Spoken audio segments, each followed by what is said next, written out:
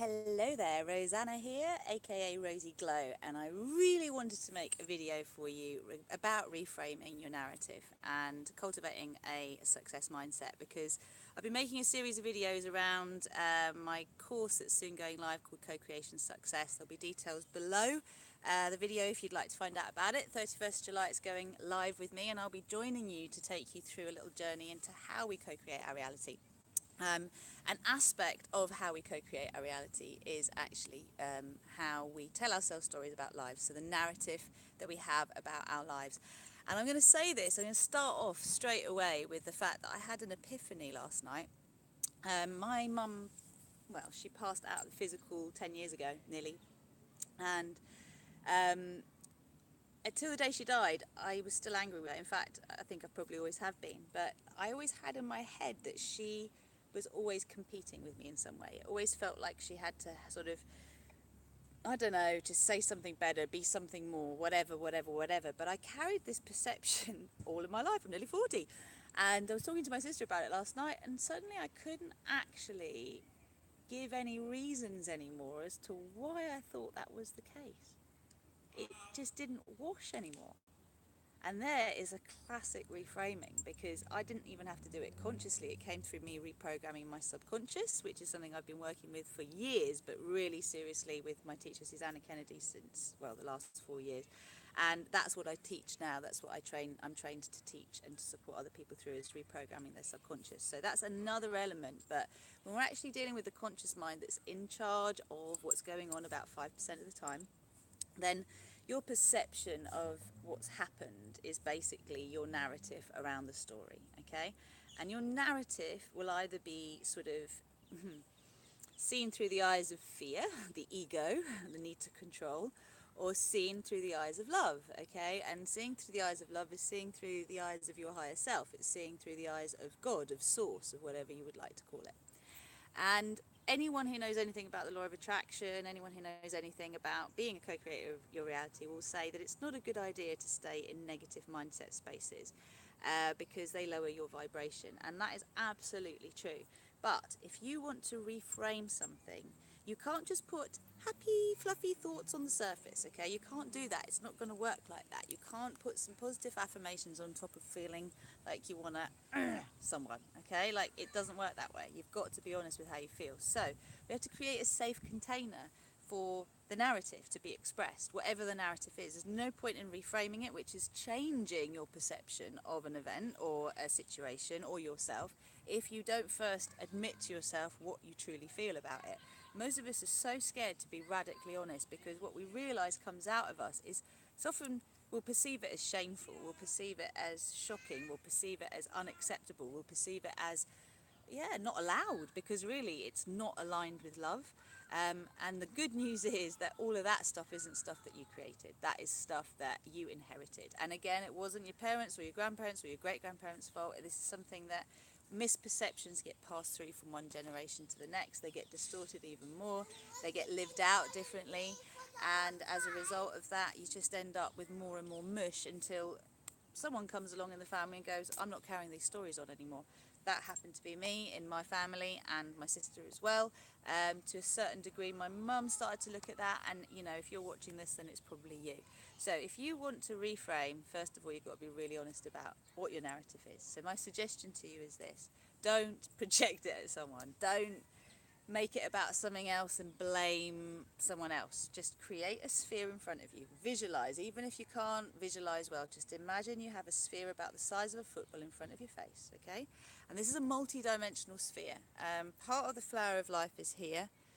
This is more like the seed of life. But if you can imagine like a sphere that has the flower of life symbol all around it, and this glows, like for me it glows a kind of soft rosy glow, hence rosy glow, which is the frequency of grace, and that allows you to let go of what no longer serves you easily.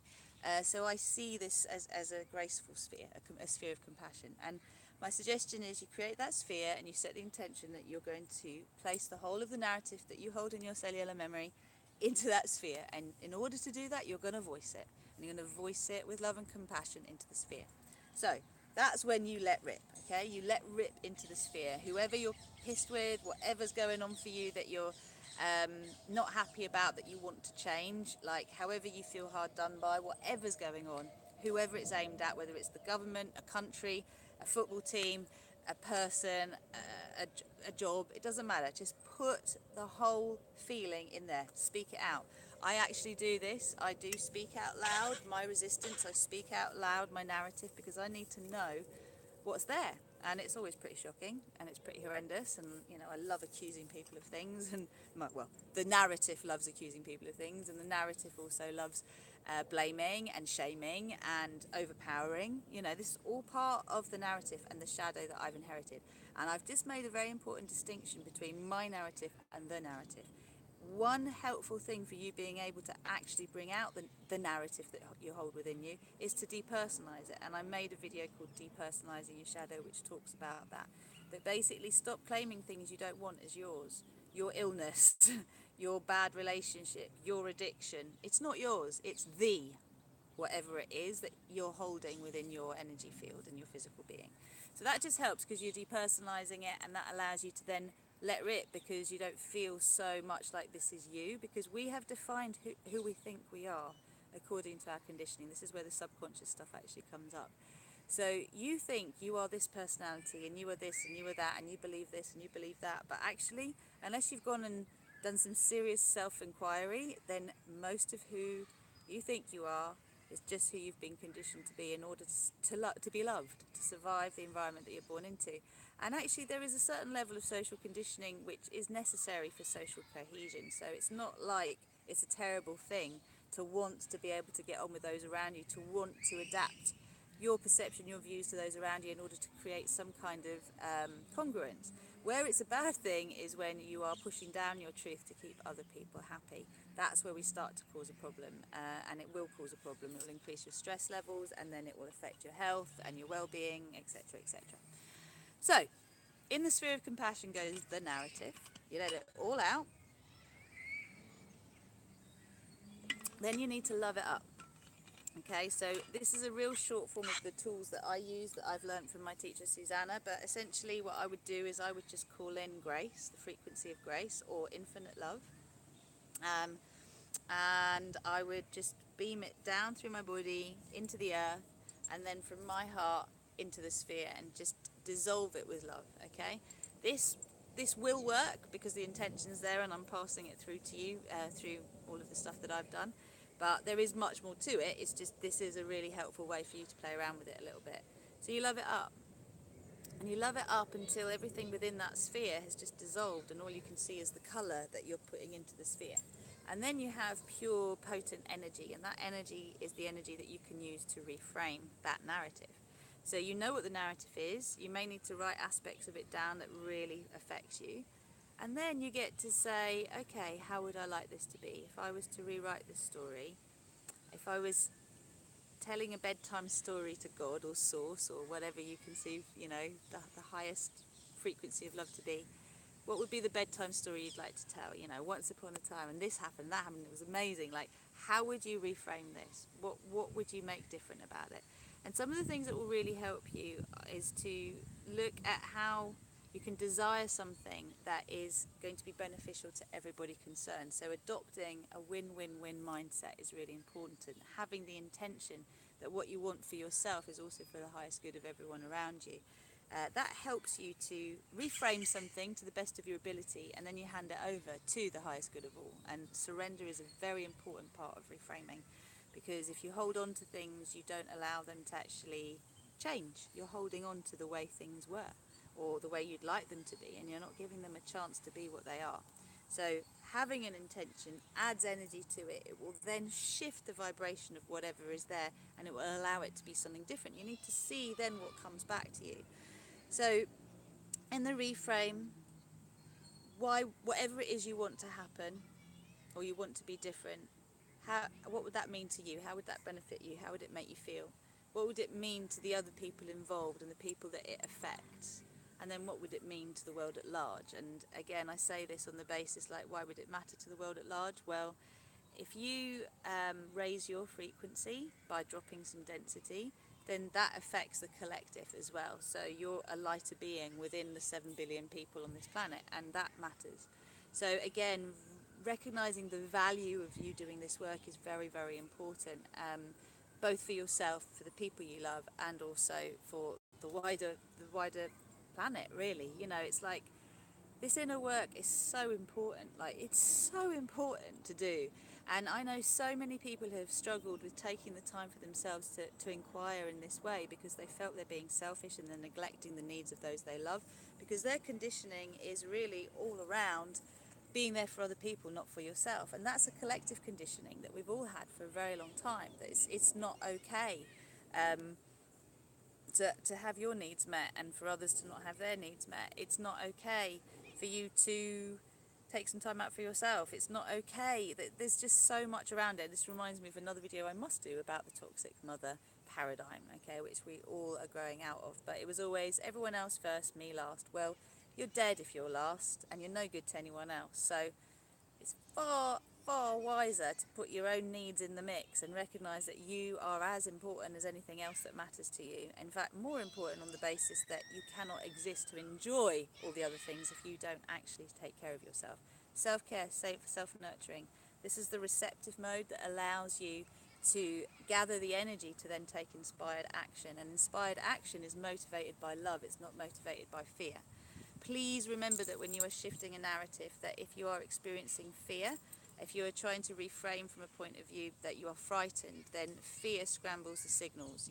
One way of looking at fear is false emotion appearing real. But although I'm very intuitive and I work very well with my intuition, if I've got fear in my frequency, then it will distort my ability to perceive things accurately. And usually that fear can be about trying to keep other people happy. It could be about needing approval. So I've got a quote somewhere that my lovely friend Lula actually said. She says to her daughters, and she says, I don't claim your approval, or I don't go after your approval, therefore I am not your prisoner.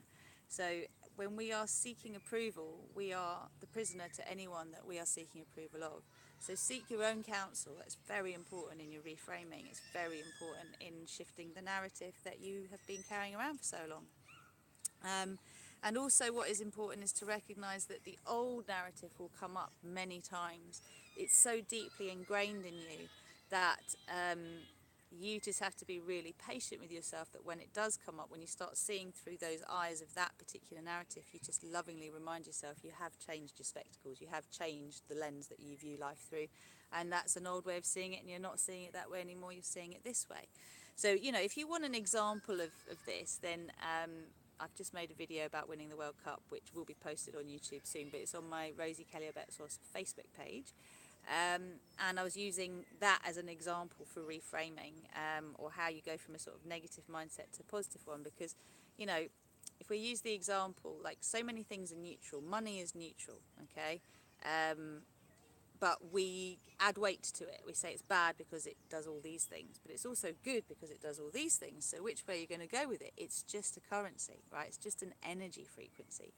So if you take that forward and you say, okay, well, that's what money is, then intention can be good or can be bad, right? So anxiety and excitement are basically the same feeling that is interpreted differently through your perception. And as a result, it's either thrilling or it's debilitating. And it's purely through how you perceive it, right? So how could I give you an example of that? So let's just say first date, right? That's a great example. You get those butterflies. You've just met someone and so exciting. It's been blinking a long time for me, but it's exciting. And you got those butterflies and you're like, oh, all these things could happen. And there's this edge this whole time between and then, oh, and what are you going to feed? Well, if you start to worry that they're going to go off you when they find out this, that and the other, and you start energizing that, then, you're going into anxiety, aren't you? But if you start to feed the idea that you are worthy, this is how you shift your narrative. Your narrative is that you are worthy of the purest kind of love. You are deserving, you are worthy, you are allowed. It's okay for things to be graceful and easy. Life can be a lesson through thriving rather than through struggle. This is all part of reframing the narrative, is actually looking at what your core beliefs are. in any situation and challenging those. Challenging them with your conscious mind is different to challenging them with your subconscious. I mean, your subconscious needs to be reprogrammed. There are different tools for doing that. I work with the emotional mental detox method as part of my longer digital programs, which you can either do on your own in your own study time, or you can do with group coaching or one-to-one coaching with me. I also have 2 memberships going now, one for newbies called Co-Creation Success if you're new to my work. The other is called Rise, Rosy Glow Intentional Soul Explorers, for anyone who's done one of my digital programs. So, you know, if you would like to explore the tools that will actually do the deeper work of helping you to reframe your narrative, then that's all there for you. But if you just want to play around with some situations in your life and see the effect that you can have on them just by working with that 5%, which is the conscious mind, you know, 5%, imagine what you could do with the other 95.